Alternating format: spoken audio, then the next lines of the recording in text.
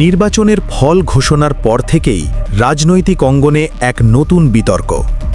বাংলাদেশের অন্যতম আলোচিত রাজনৈতিক দল বাংলাদেশ জামায়াতে ইসলামী অভিযোগ তুলেছে তাদের বিরুদ্ধে পরিকল্পিত ষড়যন্ত্র করা হয়েছে। কিন্তু প্রশ্ন হল, এটা কি বাস্তব ষড়যন্ত্র নাকি রাজনৈতিক কৌশল?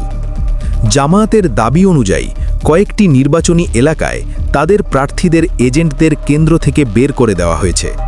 কিছু জায়গায় গণনা প্রক্রিয়ায় অসঙ্গতি ছিল, তারা বলছে ফলাফল বদলানো হয়েছে।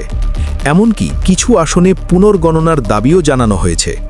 তাদের নেতারা বলেছেন এই নির্বাচন লেভেল প্লেইং ফিল্ড ছিল না, প্রশাসনিক পক্ষপাতিত্ব ছিল এবং ভোটের পরিবেশ পুরোপুরি স্বচ্ছ ছিল না।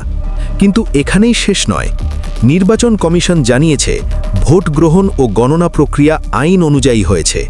যেসব অভিযোগ এসেছে সেগুলো যাচাই করা হবে এবং প্রমাণ পেলে প্রয়োজনীয় ব্যবস্থা নেওয়া হবে। স্বাধীন পর্যবেক্ষকদের কিছু রিপোর্টে বলা হয়েছে বেশিরভাগ কেন্দ্রেই ভোট শান্তিপূর্ণ হয়েছে, তবে কিছু বিচ্ছিন্ন অনিয়মের অভিযোগ পাওয়া গেছে।